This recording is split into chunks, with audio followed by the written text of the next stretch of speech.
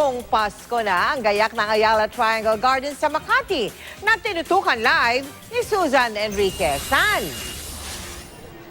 Nako Bel, alam mo, ramdam na ang Christmas feel dito sa Makati. Lalo't nagningning ngayong gabi ang buong paligid dito sa Ayala Triangle Gardens para sa taon ng pagbubukas ng kanilang Festival of Lights. Mala Disneyland ang pakiramdam ngayong gabi dito sa Ayala Triangle Gardens.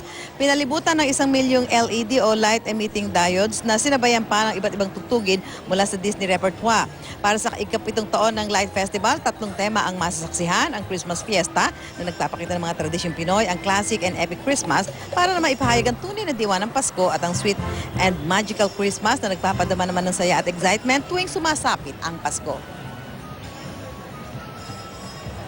Yung light show namin, talagang makikita mo yung ilaw from the ground going up.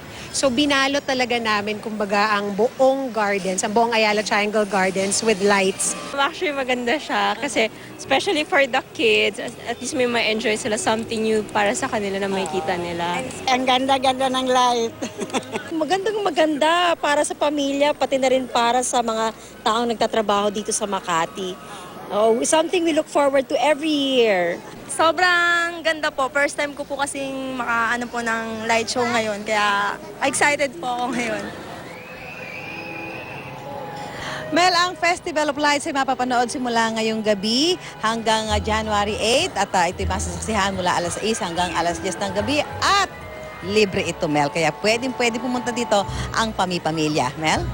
Gusto ko yan. Nakakabata ng feeling yan. Maraming salamat sa iyo, Susan Enriquez.